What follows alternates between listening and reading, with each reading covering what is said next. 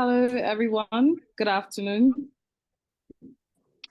Good morning, good evening, and welcome to the IABC West Africa webinar. My name is Njideka Abu, and I'm going to be your host for this webinar. Okay, thank you. If you're wondering, I'm very glad, and I'm sure that the IABC is as well, that quite a number of you have taken out time from your tight schedule to be a part of this webinar. So we say thank you. And in case you're wondering, what is the IABC? The IABC is a global network of communication professionals committed to improving the organizational effectiveness through strategic communication.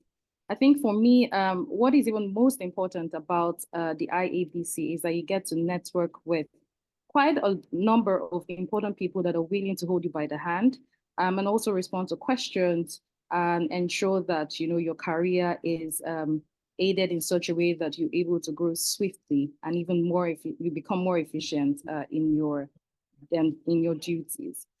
Today, our topic is going to be centered around adaptive crisis communication in the face of shifting government policies. In today's society, we've seen quite a number of times, and I'm sure in the different countries that you're tuning in from, we've seen where sometimes the government, wakes up and introduce policies, sometimes in quick succession, leading to the crisis communicator trying to develop flexible communication strategies. Also, trying to find out how they can manage stakeholder relations, trying to mitigate risk and also maintain public trust. Fortunately for us, we have communicators who have walked the talk and are happy to contribute from their wealth of experience. Now with me is Mr. Andy Ode, who is the External Relations and Sustainability Development Manager at Nigeria NLNG Limited. Basil Agbo Arumi, who is Executive Director of Corporate and Governmental Affairs at CFAPS Group. And Paul Nwabiuko, we're waiting for him to join us, who is the lead partner and the CEO of I&R Communications Limited. Well, interestingly, Paul was so this is Basil, whose profile has come up on the screen.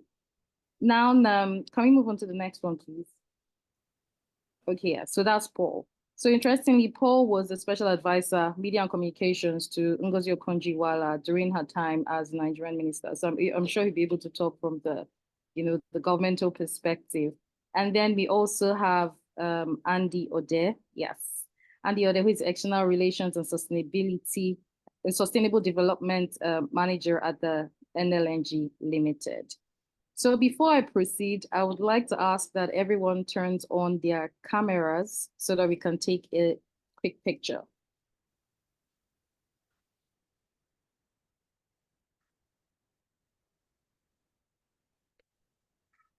Is everyone's camera on now?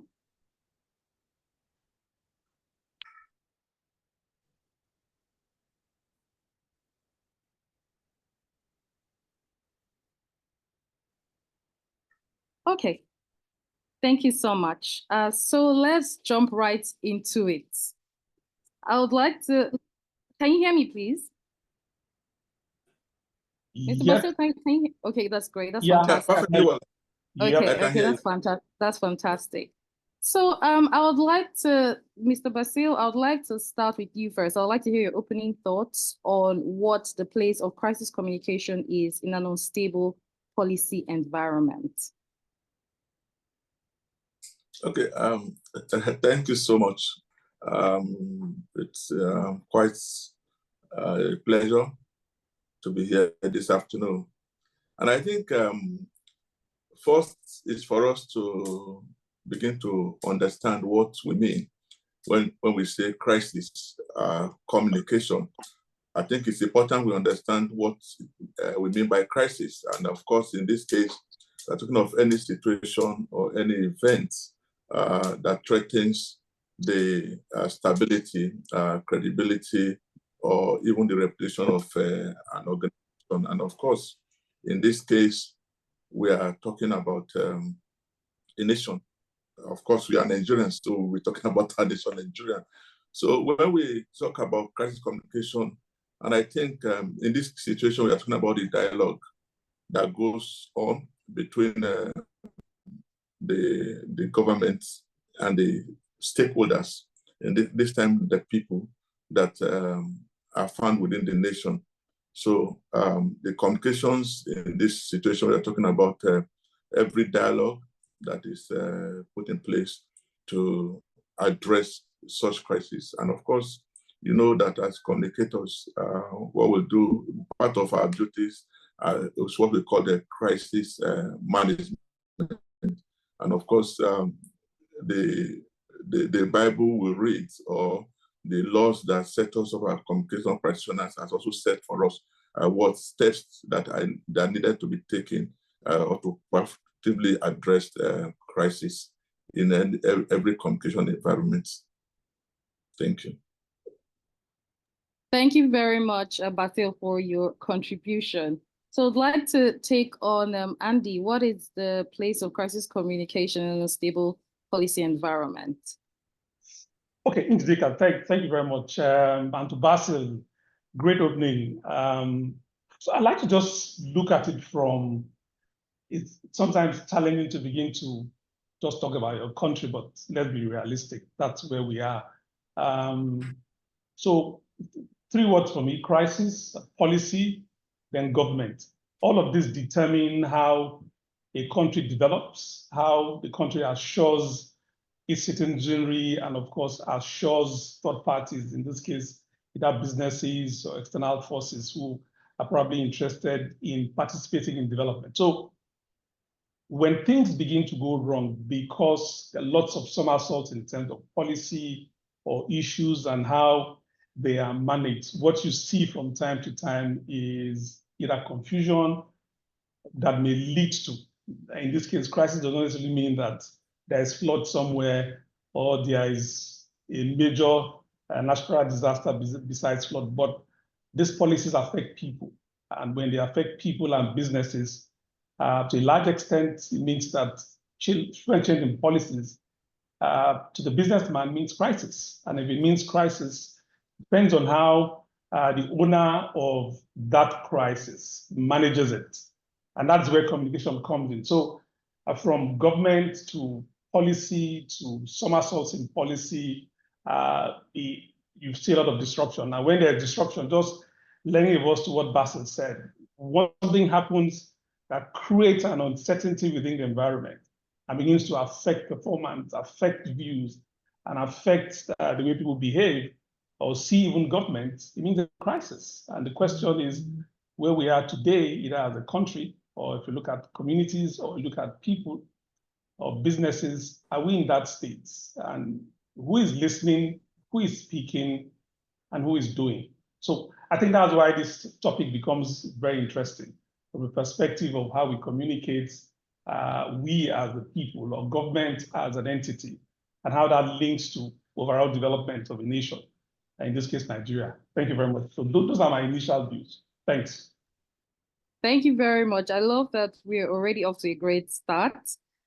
Please, colleagues, please feel free to drop your questions. But before you do that, you drop your names, drop your affiliation, and where you're joining from, and then you can go ahead to ask your questions. We'll be sure to try to attend to quite a number of them as we proceed. So, Basil, my next question is actually to you. What crisis communication techniques should you equip yourself with before a crisis occurs? And how can they effectively help you manage the impact of an unforeseen crisis? So 2 questions in one. Okay. And of course, I also want to still lay a foundation before answering my question. And first, I think we need to understand here as practitioners that change is the only thing that is constant. And secondly, we also need to take note of the fact that crises are inevitable. And nobody is immune to crisis.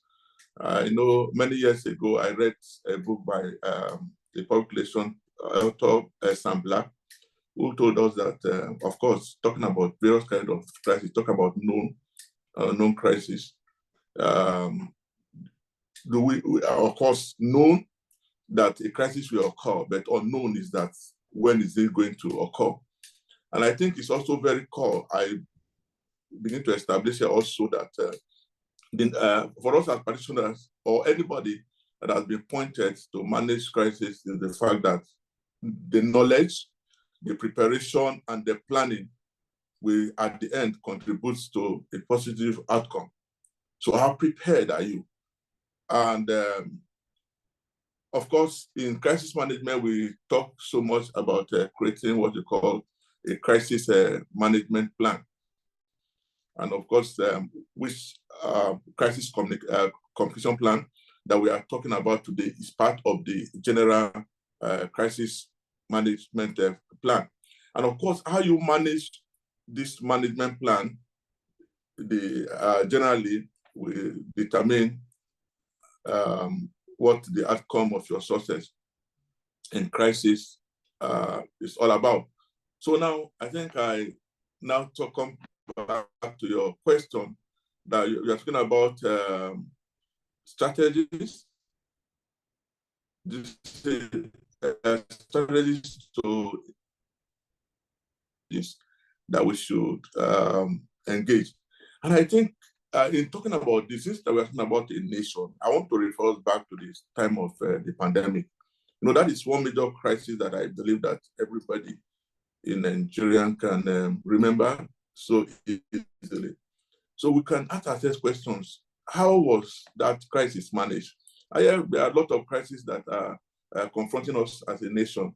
You can begin to look at what happened during that time. And of course, you remember that there was a crisis communication team that had to meet almost every day and every evening. Everybody is glued to television and social media to want to know the outcome of that brief.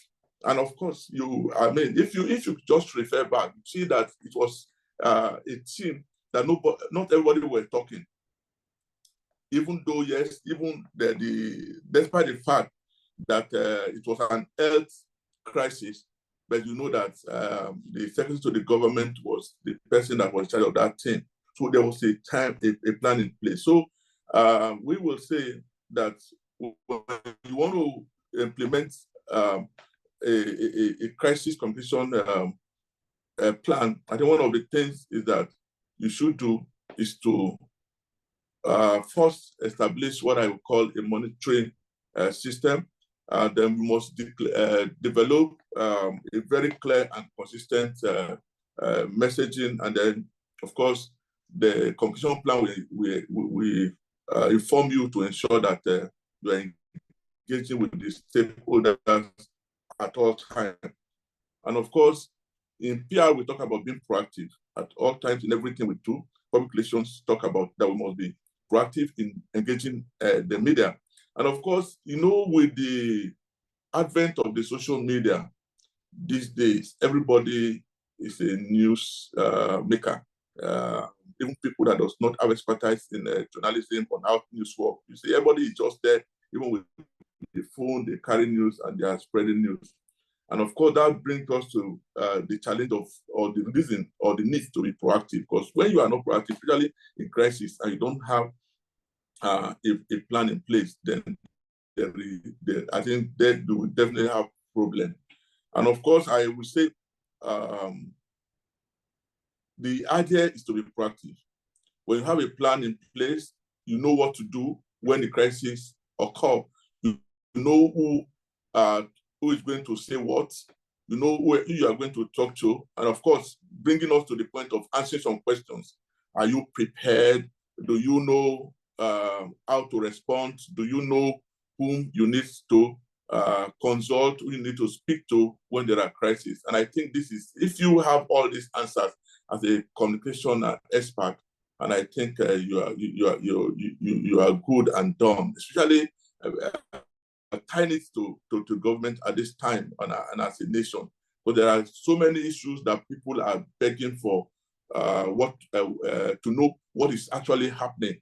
And of course, not talking itself is a crisis. And I think I'll just, I don't know if I actually answered your question, And I think I just rest it at this moment for others to continue. Yes, excellent. I like two particular things. How prepared are you and how proactive are you? So that would also lead me to my next question. So while people might think that, oh, they are well prepared to disseminate, try to mitigate the crisis, what do you think is the response time that is appropriate? And what strategies do you think should be put in place when it is clear that the government is talking from two sides of their mouth?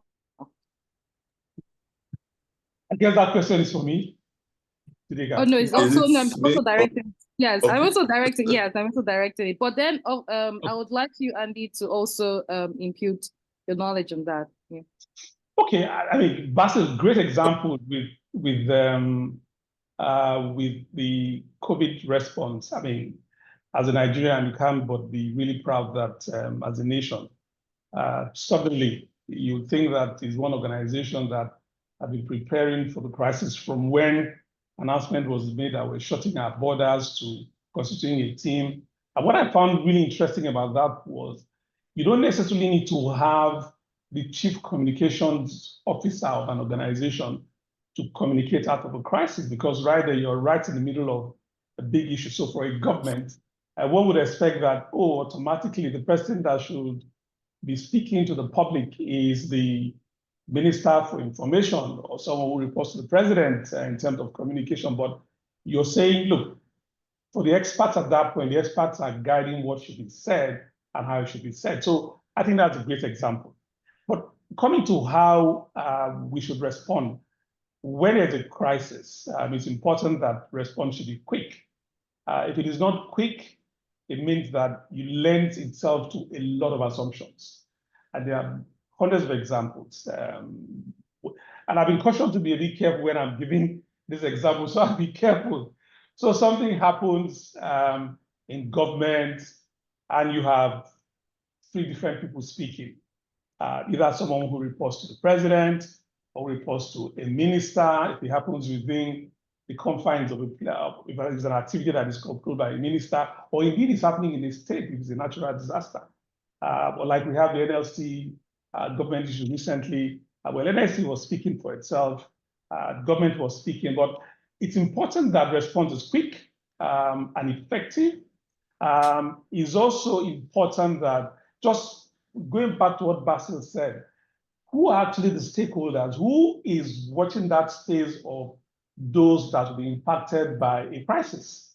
And if somebody is watching that space, then of course, the level of transparency when you have a crisis is important. And again, very good example with COVID, we're giving out figures about those who are in hospitals, who either have died, or people who have been arrested, and all of that. So it's important. Now, one that is key is, in the midst of a crisis, you need to also hold the line in terms of your reputation. And if you look at all the dimensions of reputation, from whether you're making profit or not, whether you key into the fact that your staff, which your internal publics, like their work environment, it's important that even communication at that point, for those who are within, they are very clear.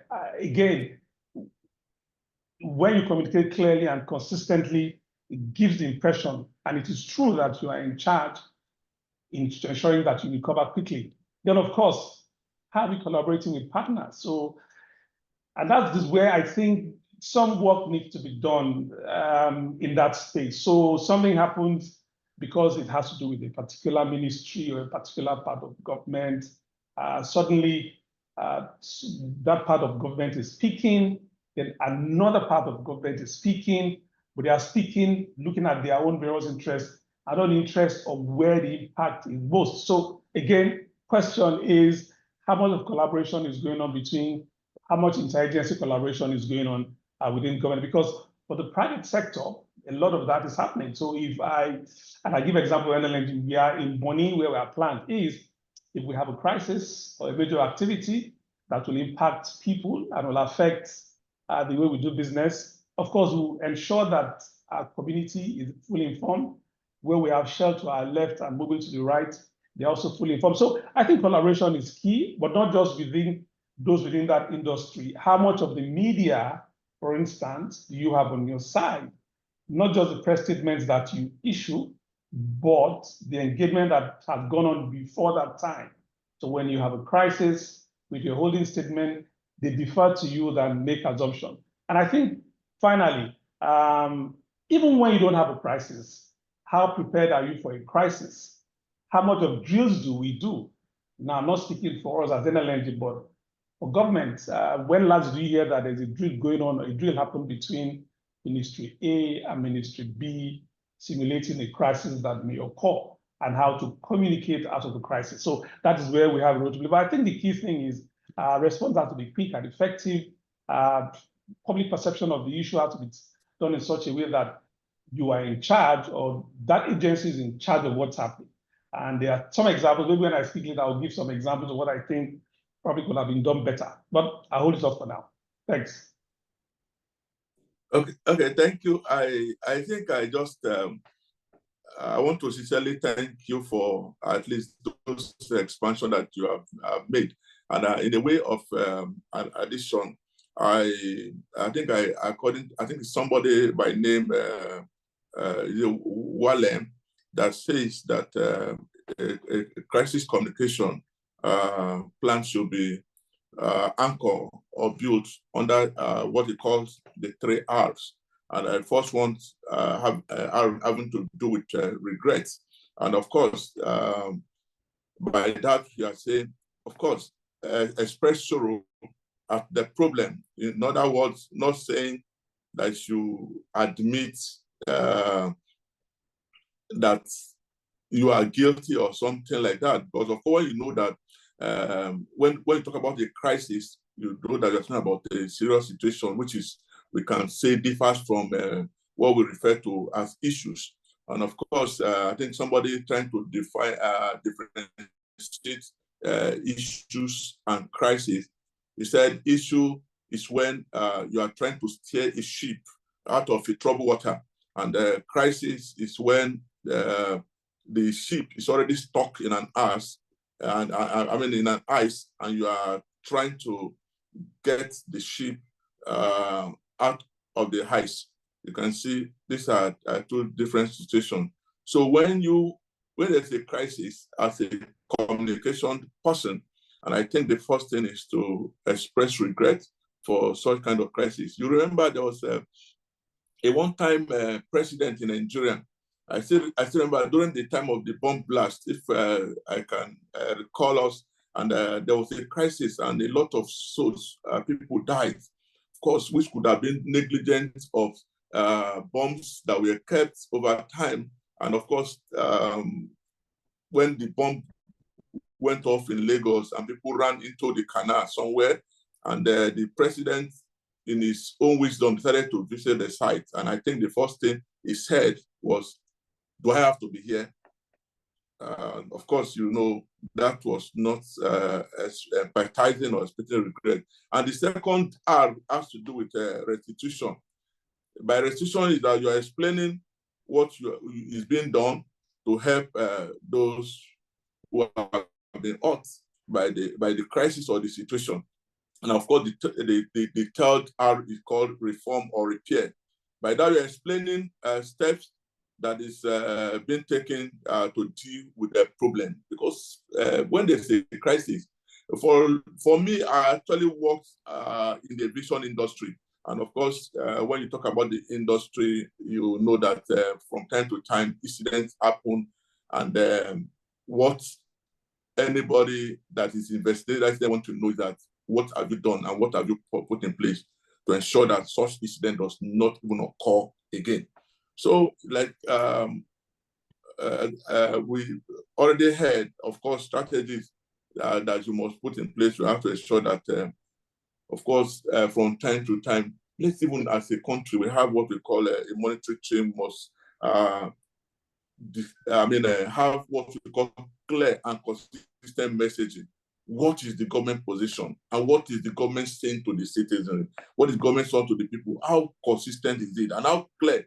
How have the people that you are leading really understand this messaging? And we must engage engagement is important. We must engage with the stakeholders. We must engage with them directly, not having intermediaries.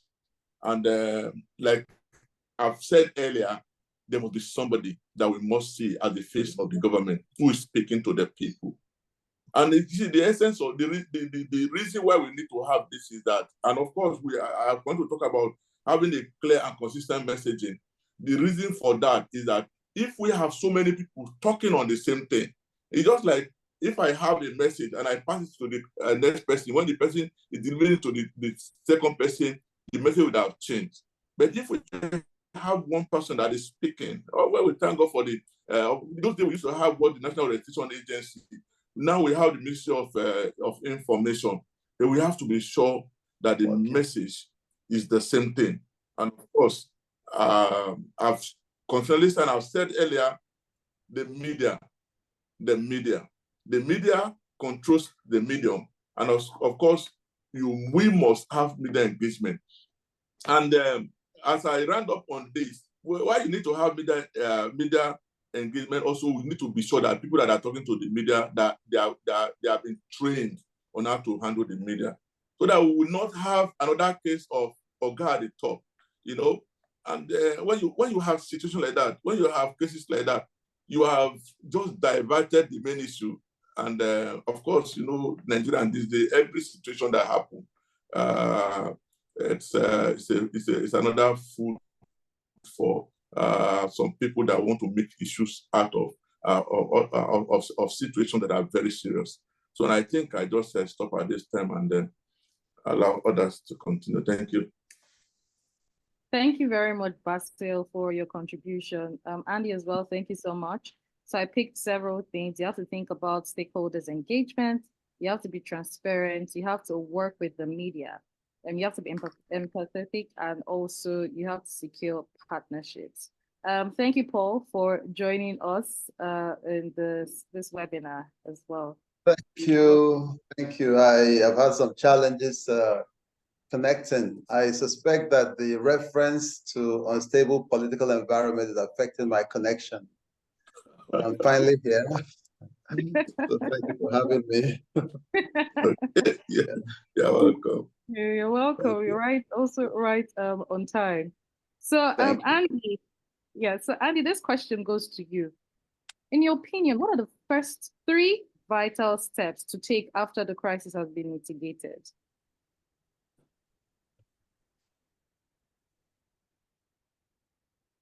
Sorry, I was mute. So it happened, gone. Like they say, damage has been done. It's recovery time. First thing is to assess the situation. That's a time when everybody comes together to say, well, okay, so what actually happened? How did we manage it? Because it's happened, you're recovering. But if you're still in the midst of it, then it's different. And I'll just use one example. So everybody knows about NSAS. And almost everything that should have been done for it not to get to the point where it got to.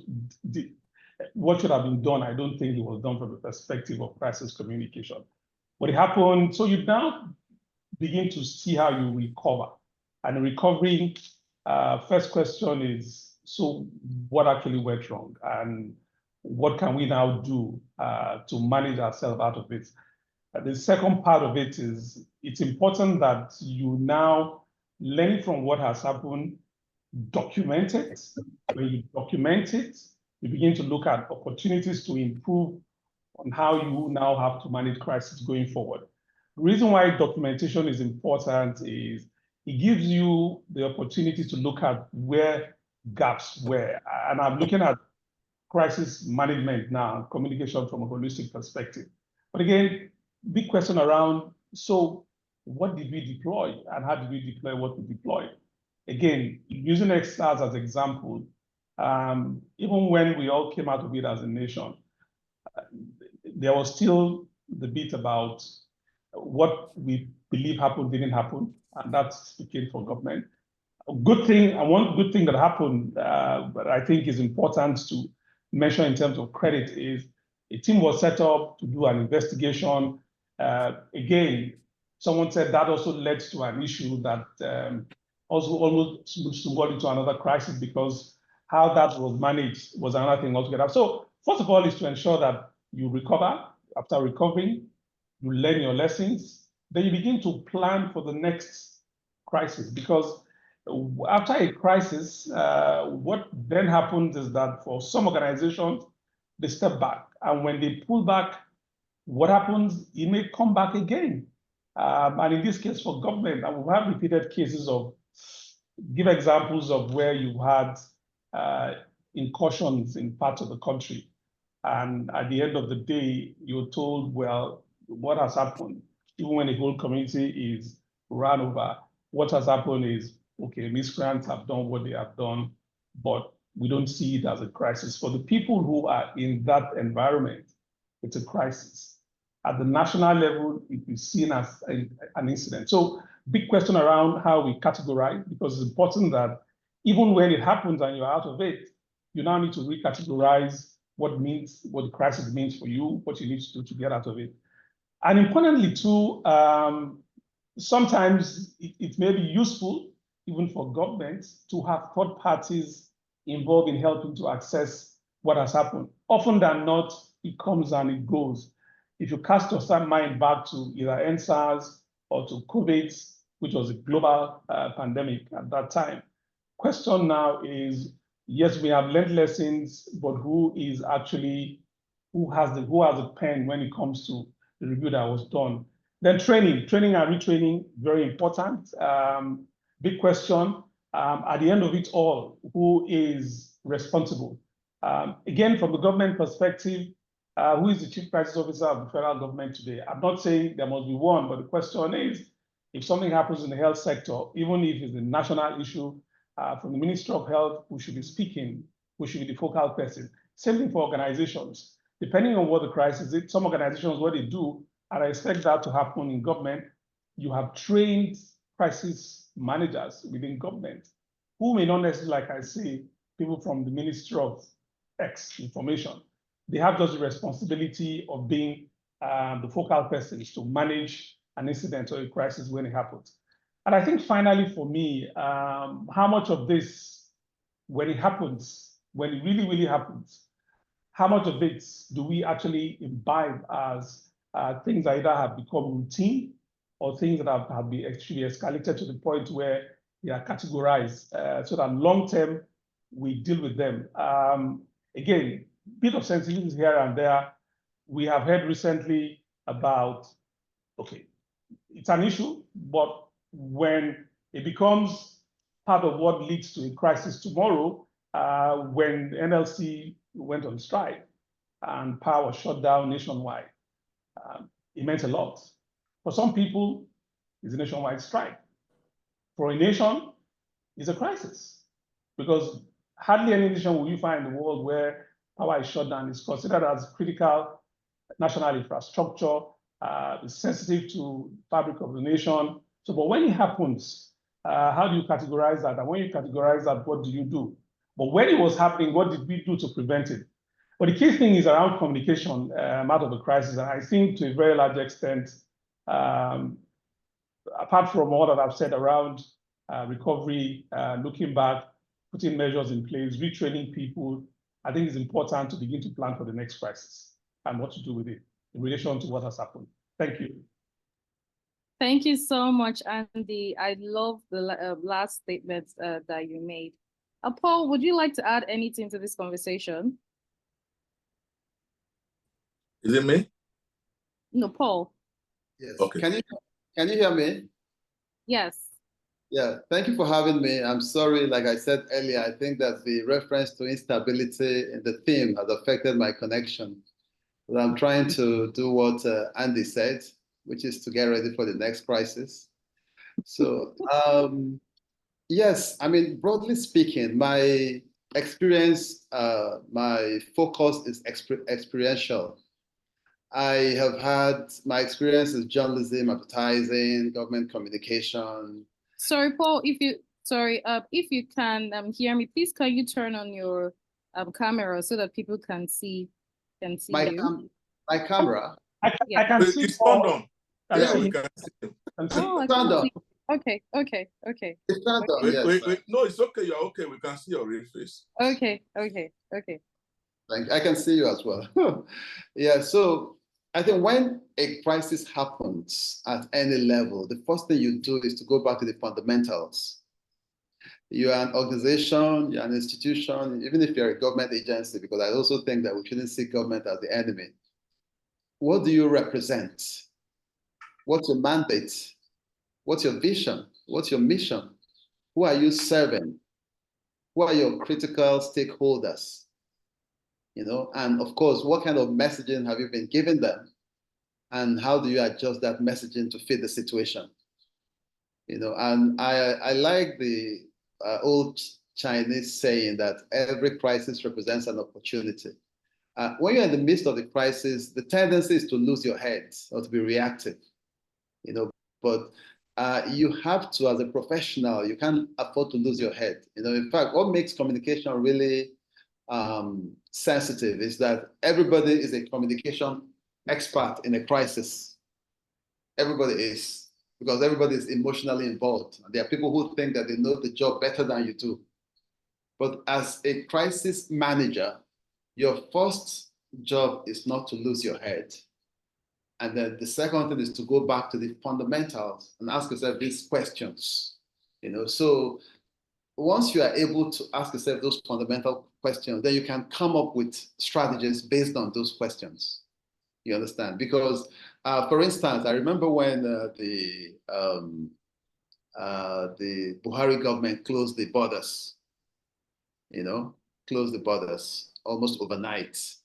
And there were a lot of supporters within government who were saying that it was a good thing and all that because farmers were going to make more profit, there will be more demand for local products and all that. But overall, it was a crisis because every institution that was close to the borders, that was part of the value chain, was affected.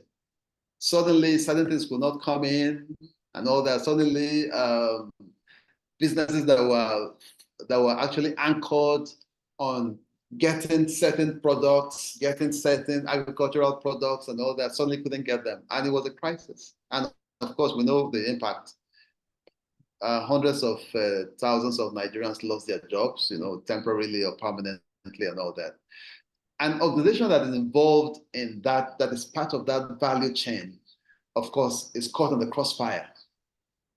And when that happens, what you do is that you go back to the fundamentals, and then you also try to engage government. Because it's not about government. Government is something you can't do without, however much you hate it. And whatever solution you come up with will also involve government. So it's important that you understand that government is a critical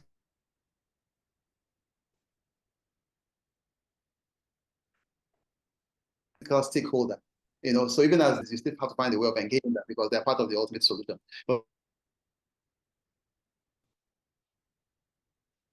But stakeholders, the people you do business with and all that, you have to tell them this is what's going on, this is what we're going through and all that. My personal preference is to be truthful. There's a part of our job as communication managers, which people see as spin. You cover up and all that. I think that, yeah, you can't let everything out, but it's important not to see the truth as an enemy. There are times when there's a place for just saying, listen, there's a problem. This is what's going on. This is how it's affecting us. And because it's affecting us, it's going to affect you too. These are the efforts we're making to improve the situation and all that. When you have that kind of attitude, you find that at least some of your stakeholders will appreciate what you're going through and will give you a chance, even if it's affecting them negatively. So that's something that is also very important. Any other question? What else? Thank you very much for your response, Paul. Maybe can I just okay. also... Yes. Okay, and I think looking at the question again, yes. We talk about vital steps to take after the crisis has been mitigated or addressed. And I think I want to look at this under three headings. The first I call evaluation, the feedback. then of course, the final communication to the public. In short, growing up, I learned something from my father on one of these wise sayings that he said. He said that what a wise person does is that when you are on a journey and somebody ahead of you hits his leg on a stone, that you should take lessons from it. And of course, me reviewing what my father said, I also said that it's a proverbial disgrace for you to hit your leg on the same stone that the person ahead of you hits his leg on. So when there are, sometimes we could say that crises are not totally bad, but crisis comes for us to get better. If you see what has happened in nations, for example, I told you I came from the aviation industry. What happened in the industry that the industry has advanced the way it is today because the industry takes lessons from crisis. If you know, up to recently, there was a situation of this 737 MAX. Most of the accidents and incidents that happened through that, up to the point that the Boeing had to totally pull down or grant all 737 MAX. The aviation industry has so much advanced as a result of a crisis situation, because everything that happened, every crisis that happened, this industry will sit down and said, okay, what are the lessons that we learn from this? For example, the world took lessons from the COVID-19 pandemic. And so crisis should give us an opportunity to learn. So in a way of evaluation, because for example, every public relation event, campaign, there must be what we call evaluation. So the question will be, evaluation to discuss what were the strategies that we use? How did they work? Did we meet what was expected of the strategies? So as if after a crisis, we must sit down and evaluate the result of that crisis and what was achieved. And the second one is feedback. What is the feedback that we have? Because we have said crisis, situation of our communication has to do with the gap between in this case, the government and the stakeholders. So what is the feedback from the government? After the crisis, do we just go to bed and just sleep and believe that nothing happened? We don't, or we go to bed and said, okay, let the public not be heard. Of course, if you know, many years ago in public relation, the case of somebody better, before when you talk about communication, the conclusion is that let the people not be heard. But here we have a conclusion is that the opinion or the voice of the people matters. So what is the feedback that we are getting from the people as a result of this crisis? And of course, as a result of that, we must come back to the communication again, which will now guide us on the kind of message that we are delivering to the public. So from the evaluation, the feedback that we got, and I think we also now determine what kind of communication or what kind of message that we are returning back to the public. But most importantly, we must learn from it, and it will make us to get better. This is how societies are built. You take lessons from crisis and you flush them back into the nation, and you have a better nation. It's not a good thing that when we have a crisis and tomorrow you're having that same crisis, and it makes even the nation worse than what it is. I think I just want to leave it at this point. Thank you very much, panelists, for the robust response. I'm sure that there are several lessons to pick from the responses of the panelists. So Andy, I quickly want to get back to you. How can social media be leveraged in crisis communication during shifting government policies?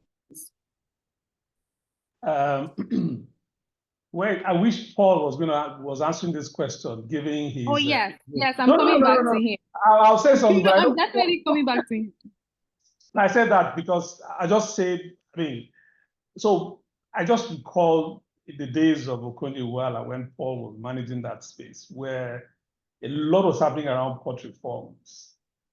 And you can't but say, look, someone must be doing something in this space. So crisis for group A may just be an issue for group B, wherever you are. But here we were, the government at every point was speaking to why they were doing what they were doing. on the go were listening to and hearing immediate impact those reforms were making. And I think to the point where, as we were complaining about funds coming to states and the local government, it was being published, and there were town hall sessions to address all those issues. Fantastic. So that was communication working. I know that between when Paul did that and now things have changed. And I'm going to answer this with a few comments around what I see and what I feel. Apart from, apologies to any government official on this call, but apart from what we hear today about appointments, so if you analyze what we're hearing from government or from the executive branch of government, almost 80% of the communication is around appointments.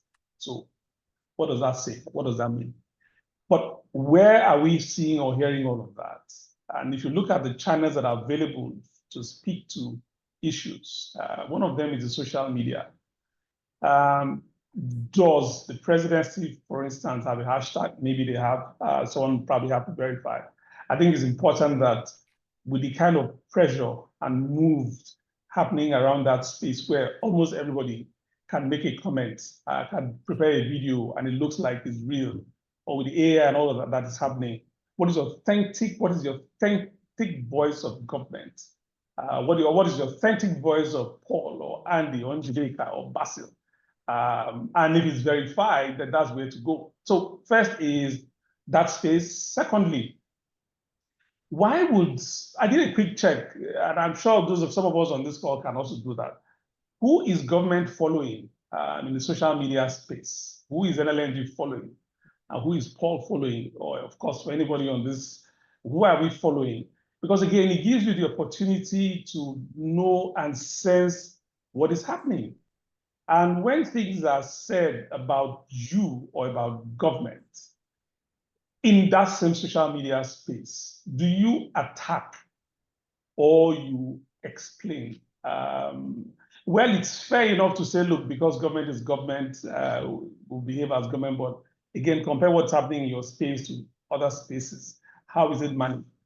And when we speak, so when government speaks in the social media space where everybody has opinion, whatever is being said is context being provided. Half of the time, I don't see context. I just see some kind of content. I mean, government to a large extent is still using social media as a notice board rather than a space where engagement is happening. I don't see engagement happening in that space. I think we can do a lot more of that. There's a conversation around, no, the aircraft that the president wants has been bought. Money is only being appropriated. No, we are trying to appropriate money for it. Oh, okay, fine. Because what happened in Kenya, claim that an aircraft was born that belonged. So all of that is happening in that space. But if you come to our own space, how communication is happening in social media, or how much leverage advantage are we taking as a country or as government in that space? I think that's another one. I had the opportunity to use a lot more visuals to communicate to those of us who are not excited about reading long texts. I don't think that's happening. It's happening in the space. I see a bit of it with some members of the National Assembly because there's a lot of self-promotion in that space rather than policy and bills. And some of my colleagues on the call probably connect with what I'm saying. So when I see a parliamentarian posting something about what he or she is doing, and that is government, what you see is self-adulation. This is where I visited. This is how I was into the National Assembly. These are the events that I participated in. Again, I don't think it's too good. So when something really hits, when a real crisis hits, and I go to check all the things you post as a parliamentarian or as government, what do I see? I probably won't find context. I see a lot of stuff around that is purely in the social media. Either they are just announcements or they are just things that probably won't have any long-term value. Again, if you go back 20 years ago, you probably won't find anything in the archives. Where are the warehouse? If I go to the social media today and I want to check what happened, a few things to validate something about Goodluck Jonathan that is purely government. or President Obasanjo, sorry, President Jonathan or President Obasanjo, would I be able to see those things? Archives are, as the president goes, probably cleaned out. Same thing, I would say about regular updates. So updates using the social media, are they done in a planned and organized manner where you say, last day of every month, there'll be something that comes from X or Y. So I look forward to it as a citizen of this country. You probably won't see that. Again, all of that is the social media space. But I think most importantly, it's a huge community where there's opportunity to engage. I don't think engagement is happening in that space, either at the ministry level, at the agencies or department level, even at the executive level. National Assembly, yes, they have a channel that they do a lot of broadcasts. But again, what attracts me to that space, if it's also the social media space. So social media has a huge opportunity. I don't think a lot is happening in that space. I think a lot should be happening because any statement that is made by the president of the Federal Republic of Nigeria or the Senate president, the Speaker of House of Representatives, or a minister for that matter, to a large extent is seen as policy. So what is the context? What is the context? Or the content and the context, how do they now resonate? I think a lot is missing in that space, but based on all the things I've said, I think there's a lot more opportunity for government to engage than to just use as a notice board. And if you cast your mind back to all the things that have happened in the past, either in terms of crisis, either that have been resolved or crisis we think have been resolved, I don't think a lot has happened. Now, final one before I just hold it. Using social media. So you wake up in the morning, a new president is sworn in, and the first statement he makes is, I am taking out subsidy on petroleum products. I think it's in a crisis, and I say that because there's no agreement with anybody. Announcement was made, it's policy. And as we speak, all you hear is a justification for it. Now, the question again is, was it necessary? Should it have been said or not said? Should there have been an engagement somehow or no engagement? I don't know, but the thing is, all of it found itself in the social media. And the last one is the old national anthem that's become a new national anthem. It may not be a crisis, but mentally, it says a lot. It just deals with issues that if engagement is happening properly in the social media space, if we know the context for which things are done, if apart from engagement, a lot of curation is done of what's happening in that space, I think we'll probably be in a better place, with or without crisis. But I think a lot more can be done using the social media responsibly by government to engage. Thank you. Njideka, back to you. Thank you very much, Andy. So, Paul, I'm coming back to you because that is such a great testimonial from Andy.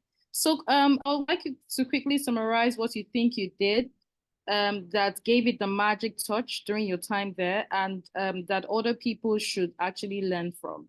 And then my next question would be, how can Christ, this is from Amarachi Oji, how can you effectively differentiate between factual information and misinformation surrounding government policy changes during a crisis?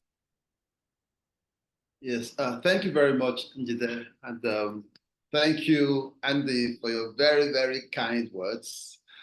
I think I was lucky that I worked in government cumulatively 8 years with a principal who was a very good product and who also listened to me to a large extent. So that's a big advantage.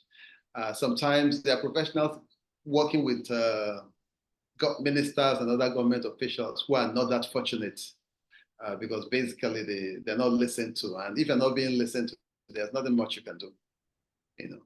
But let me also say that beyond being listened to, there are certain things that I personally feel very strongly about. Part of my extensive experience in communication, from journalism to advertising to government communications to even polling, I had a stint with Inside Communications like 30 years ago, and I was a copywriter, you know. And so my strategy or my the way I look at communication generally is very message driven. It's message driven because I believe that the messaging is the final product. There's a tendency for us to do what I call concept note communication. You just take the concept note and dump on the public. No, you have to distill it into a message that the public can relate to.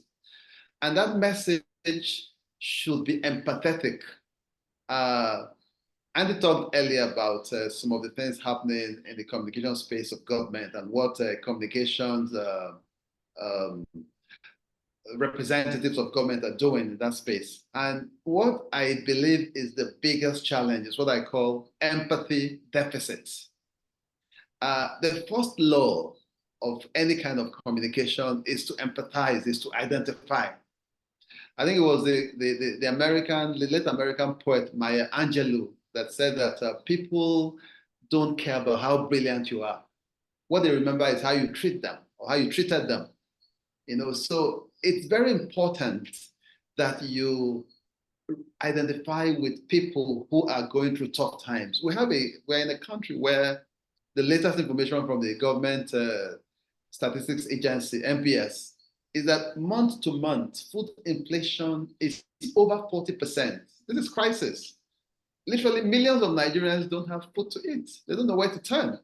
So what that means is that communication, especially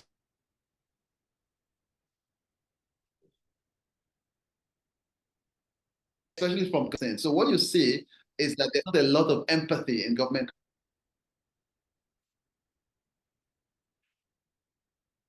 communication. You just come and announce this one. When you know that the people who are the stakeholders, the general public, are going through tough times, there's certain things that you will do, and certain things that you will not do. So that's the very first thing. The second thing, as far as social media is concerned, is that I'm old school, so I see social media as a platform. What does that mean? Social media, you have different kinds of platforms. You have broadcast media, you have print media, you have all that. Social media is a platform, and it's a big platform. It has Twitter, which is very policy-driven and debate-driven. You have Facebook, that is more gentle, and then you have what's it called?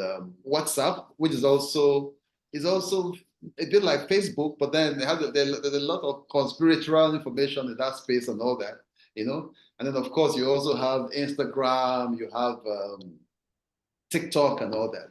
So basically, it's the job of anybody who is managing communication to find out what kind of people are in that space and adjust the messaging appropriately to engage them. It's very important. So even when you're managing crisis, you have to understand that the people, if among your stakeholders you have young people, then you have to engage them in a way that they can relate to. You may have to use celebrities, or you may use language that they can relate to or something. If it's older people like us, then it has to be slightly different, But the important thing is like I said, is that empathy thing. I remember when the NOI polls was set up. That was around 2007, 2008, and I was the initial director of communications. It was set up by the former Minister of Finance, who is DG of the WTO. And we discovered that the most respected and the most loved public official in Nigeria was the late Dora Akunyili. And what made Dora special was not the sophistication of our communication, it was the empathy. Her messaging was spot on. Fake drugs are dangerous. Fake drugs killed my sister. Fake drugs merchants are trying to kill me, but I'm going to fight them on your behalf, and I'm going to deal with them. It was a very emotional message, and Nigerians lapped it up. So I want to go back to messaging and just say that if you're managing communication, you have to understand that you can't dump the same words you have in your concept note on the stakeholders. You have to distill them into relatable messages. And that's something I want to emphasize, because the final product of the communication process is the messages that get to people. And if they're not the right messages, it doesn't matter how great your strategy was. Thank you. Very much.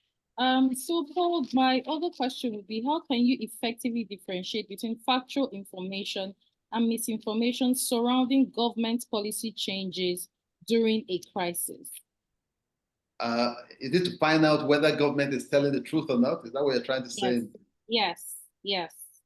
Well, there's no magic. There's no magic about it. And of course, you can't go public and say government is not telling the truth. I remember a late information minister, Chief Alex Akiele, who said that government is the biggest masquerade, and government can turn a man into a woman and a woman into a man. That you can't fight government. So basically, if you are not sure of what government is saying, then maybe you have to now try to engage sources that you have access to outside the headlines and try to find out what is really happening behind the official stories that they are coming out with. And it's a very delicate process, but it is something that if over time as a communication manager, you've developed a strong network within government, then you can actually call people and say, oh boy, I don't see what you're going to write for paper, but what is the truth? And hopefully you can try to find out what's going on. The other thing you do again is there's also what they call government communication, which can hide a lot of things, so you have the official statement, but then you have to sit down and really look at it and say, what does the tone, what are they saying? Is the tone aggressive? Is the tone conciliatory? Is it inclusive?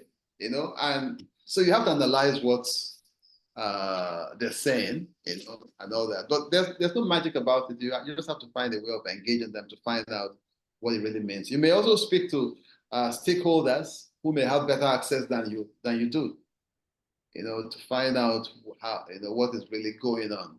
But like I said, it's a delicate process because if you're in the private sector or you're working for a private sector organization that depends on government and is impacted by government policies, then you cannot afford to be too publicly aggressive towards government. You're not an activist. Okay, thank you very much. So Abdulaziz Abdul is, I believe he's directing the question first to Basil and then Andy. He would like to know how your businesses are tackling policy shifts and flip-flops as it affects your business. Okay, Does anybody want? Yes. Basil, do you want to go first because your name starts with B, because mine starts with A, so I'll go before you. Yours starts with A. I know. Okay. So look, this one is really interesting. Look, anywhere you are in the world, so let's not kid ourselves. We can scream and shout. What we have is what we have. Policies will change, but it's the suddenness and the frequency that's really an issue, because it creates problem for business planning. It creates problem for decision making, and of course, at the end of the day, it weakens the fabric of how we interact either as a people. So I just want to pick on something Paul said because it's very important. As much as we see ourselves as business communicators, the real thing, and I want to differ a bit from Paul. Paul says, well, the communication gets to the person. Actually, for me, communication is complete when you get feedback, because at the end of the day, it's understood, it does its work, but that loop that gives feedback is very important. And that is where your network is very important. So how many people do you know? And I'm putting it really blunt. And so when policies are changing and things are happening, as a business or as a person responsible for either communication or stakeholder management in an organization, how much of networks have you built around your key stakeholders? It doesn't matter where they are, who they are. And you don't build such networks when you have a challenge. You begin to build those networks when things are cool and calm, so that it gives the opportunity to explain who you are. They know who you are, you know who they are, and you actually know those who really matter. You can have a minister really doesn't matter. You can just find out that the most important person in that cycle of where you have a minister is his secretary, or maybe not his secretary, maybe his personal protection officer or personal protection officer. So first of all is your networks. Now, what we do is that, and I give example, when the new government came in, willing to share that, we had a clearly defined plan to onboard. We said we are going to onboard the new government. We're not saying we're going to imbued shareholders or, stakeholders, we're going to onboard the government. What that means is that we're going to them to explain to them who we are, what we do, how we do what we do. And in doing that, you'll be surprised at the number of people who will be interested in what you're doing. And secondly, what are you also offering? And I'm not referring to what we all know. What am I also offering you to improve your performance as you're in office? Now, with that, when policies are changing, when I engage with them or when we engage, they are willing to tell us what is changing, what is happening, and what is real. Sometimes having a seat at the table also means that you can actually get to the point where you are drafted into the drafting of a new policy because of what you play, how you play in the space you are. So it's important that we're in that space, we are in that space, and I am sure that depending on, regardless of where you are, whatever industry you are, who are your regulators, what is changing in that industry, and how will it affect you? So the policy is going to change, you should have a leg in, and to have a leg in, you need to know that space. The other one for me that's important is, so sometimes we gradually abdicate the role of really understanding the business and self-developing to know what's going to happen next. I think there's an opportunity there for those of us who are communicators, because it's one thing to tell what's happening in your space, to show what's happening in your space. It's another thing to actually get into that space and know what's happening and give that feedback to your business. So we do that a lot. Sometimes, depending on the size of your organization, you need to embed people. And I'm not saying have spies in those organizations, but embedding sometimes means that you have an exchange program. Why you don't want someone to come and stay with you for a whole year or 2 or 3 years, you can do a 1-week exchange. So look, come and understand what we do. So when your person is on the other side, he's building his or her network on behalf of your organization. And lastly for me is, quite frankly, engage a third party to engage on your behalf as well. If you're a very small organization, retainership now doesn't mean you pay very high fee for someone to do that.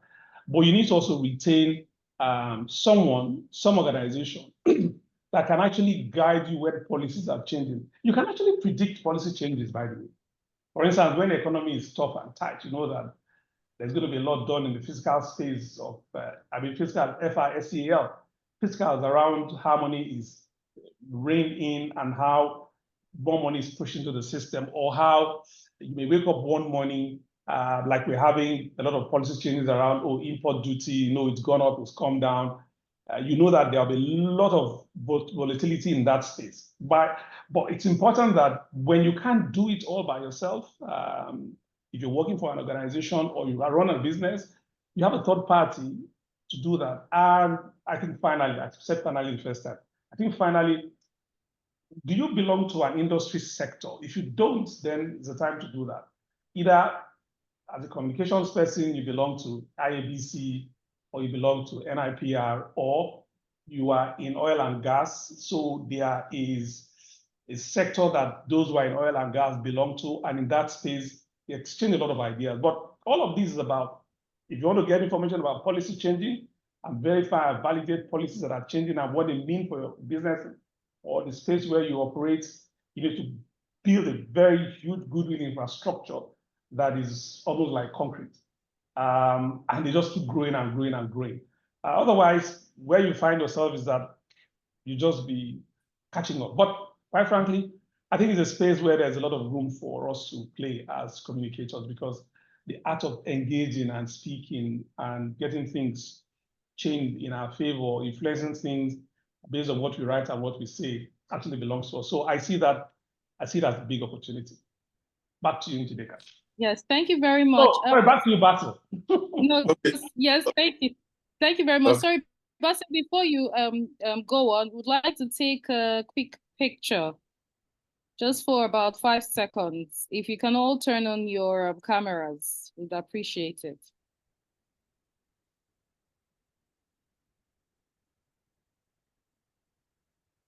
All right then. Thank you very much. Yes, Basil, you can go on, please.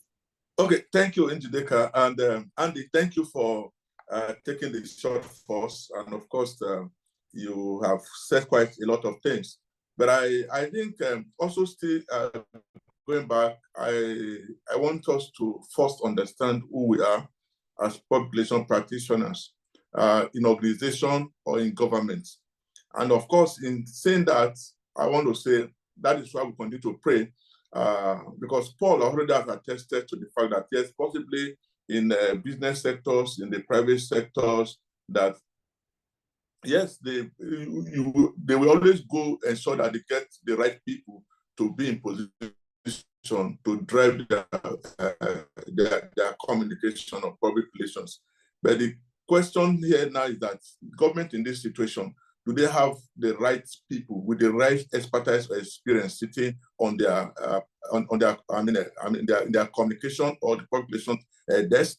And of course, if that is a yes, then you now have to understand what is your role there in government as a PR person or as a communication person. We must understand that in defining public relation is first, you are analyzing, predicting, and counseling. And I think the aspect I needed to talk about is counseling. The duty of whoever is the internal control person of that organization to ensure that government are properly counseled on what to do and what not to do when you are dealing with the people. Even when policies will come, there must be a way to channel those policies onto the people. Because if the policies are wrongly communicated, then there will be a problem. And which also brings us to be to the point of possibly, if we want to even look at social media aspect of it, like Andy has said, or is it Andy or Paul now, is the government really engaging? Or I think most especially, are they listening?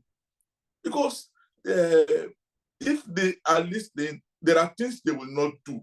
Even if they must do, they have to be sure that the people that will still be at the receiving end actually got what they want them to have. And now to the question you asked about surviving in business in a kind of environment, sincerely, because by the grace of God, I've had opportunity to lead an organization as a managing director. There's one thing I can say to you. Yes, I think was it Andy that talked about it, is that it is difficult to run a company in this country. And of course, people like Dangote are talking and telling you what they are going through. For example, in the Nigerian today, most of we are still a much import-dependent country, whereby most of the things that you will need to act in your company, or possibly where you need to have equipment, yes, we thank God that gradually we are beginning to have Nigerian content. They are all imported from abroad. What will you do about the foreign exchange? Can you come about, you want to make plan? What kind of plan will you do that every time that changes are not coming, that is making you return back to the drawing table and ensure that you re-strategize? And I can tell you that to survive in business, you need the heart of a lion in Nigeria. You need more than just working with, knowing what the book says about policy. But I think, and the major thing, like somebody said, he said tough time never lasts, but tough people does. So you need to get tougher and be ready to continue to trudge on, move forward, and continue to do what is within your power to do, while expecting that one day there will be stability in most of the policies that we have, and so that we can continue to have the kind of expectation that we have in one organization. But to be sincere to that question that I think Abu Salam had, is that it is tough, it is difficult, it is hard. That's why you've had big companies that are running away from Nigeria, because there are so many things. Is it the electricity? Is it the forest? Is it the cost of diesel? Because there are companies, for example, in the aviation industry that runs on Jet A1, that runs on diesel, and of course, when you look at that and you plug it back into the running of the business, you discover that it is a tough one. And I think at this point, in leading the organization, I think I want to speak more. I just want to also point back to the fact of corporate governance. And that now brings about how disciplined are you when you are at the end of affairs in organization. And that is why I believe that companies in Nigeria today need to come to the point of imbibing corporate governance in running organizations for success. Thank you so much. Thank you very much, Basil. Okay, so as we wind down, I'll just quickly like to speak to Dr. Ubadire Agua and Lily Adimefe to say that we'll definitely respond to your questions on our social media pages. But before we go off, Andy, Paul, and Basil, do you have any final words on this? Just briefly, yeah. Paul?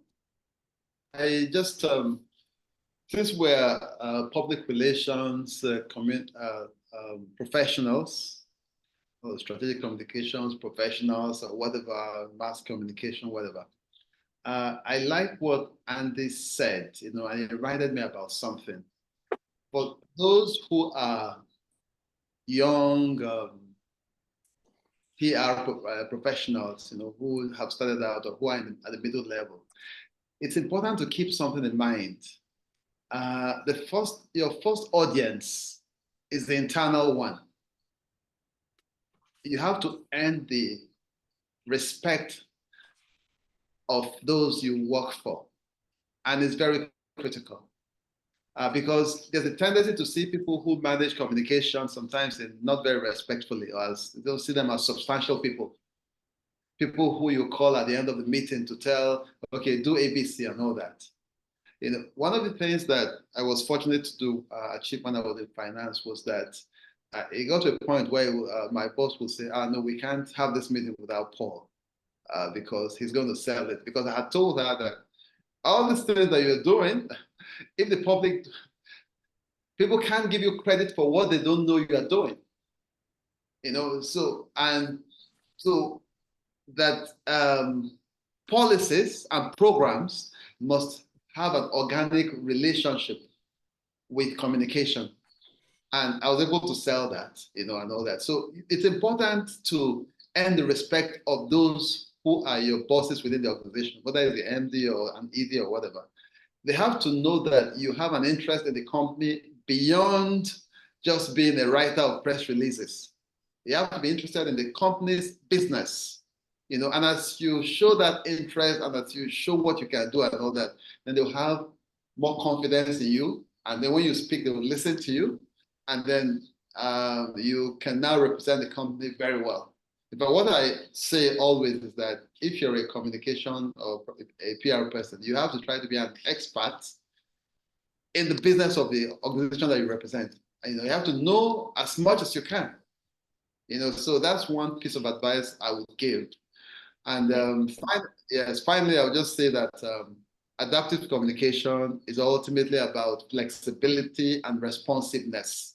And it's just something that is part of life. If you want to be an effective person, you have to be flexible, you have to be responsive, and you have to be alert. So just keep your eyes peeled and try to find out what's going on so that you can be prepared when these things happen. Thank you very much. Okay. Thank you very much. Andy, in just 1 minute, any last words? Okay, I think the reason why crisis hits organizations, they will come and they will go. What is most important is, at the end of the day, impact on reputation. Impact on reputation. It's been said, maybe jokingly, but I think is a serious one, that Reputation comes on a cart horse. So it takes a long time. It's a long journey to build a good reputation. But when it leaves, say you through a crisis, it drives up in a Ferrari quickly, red car, it's gone. Now, how you recover is important, but if you look at, again, all the dimensions of reputation against crisis, quality, how reliable you are, your trustworthiness as a company, process something about emotional appeal, what your people feel, how responsible you are in a society, the kind of leadership you have, and how you manage all of this. Look, at the end of the day, it's important that one, when crisis hits you and you're about to come out of it, acknowledge it. It has impacted people, you apologize. Two, never ever distance yourself from communicating, even within your organization. And thirdly, for me, is transparency. I think it's very, very important that as we run this business, whichever corner we find ourselves in our organization, wherever our organization finds itself in the country or wherever it is, it's important to be transparent. And that's why sometimes governments get it wrong. And when it happens, you take action, because the thing is, so what next? So the crisis has come, it's gone, reputation has been dented in a certain way. How do you repair it? Stakeholders, very key. I saw a question about when you respond, you need to respond now. And you're responding, your different kinds of communication may go to different kinds of people, depending on where they are, who they are, and how they perceive or take in information. Look, you can't but open yourself to external reviews or audits as a company and even as an individual. Rebuild trust, we hit the ground. And for me, finally, I think, I don't know, Basil said something, or Paul, not too sure now, but advocacy, advocacy, advocacy. We actually advocates within, outside, before, after a crisis. So most importantly, when a crisis hits, it's an opportunity to allow your reputation go down. But after that, you need to build it back up. Been exciting being on the panel. Thank you so much, Ndeka. Thank you. Yes, thank you so much, Andy. Basil? For my final words, there's a saying that says prayerful preparation prevents poor performance. Change is a constant. And for us as a nation, which could be positive or negative, so we must expect, plan, and prepare. Thank you. Thank you very much, Basil. Thank you so much, the panelists. Sesson Murray, I hope I pronounced that correctly, has asked that Paul should quickly share 3 bullet points on how to achieve this acceptability. I would just like to say that you definitely get these responses on our social media handles. Our social media, you can find us on LinkedIn, on Instagram. You can find them everywhere. You can also see the summary. The full summary has also been attached to the comment section so that you can find that there. It's been such an exciting webinar, and I'm certain that we've taken lessons from these leaders in the industry. Do join us. Do remember to join us in our next webinar, and all communications around that will definitely be disseminated. Thank you so much, and have a great evening. Thank you. Bye-bye then. Thank you. Bye-bye.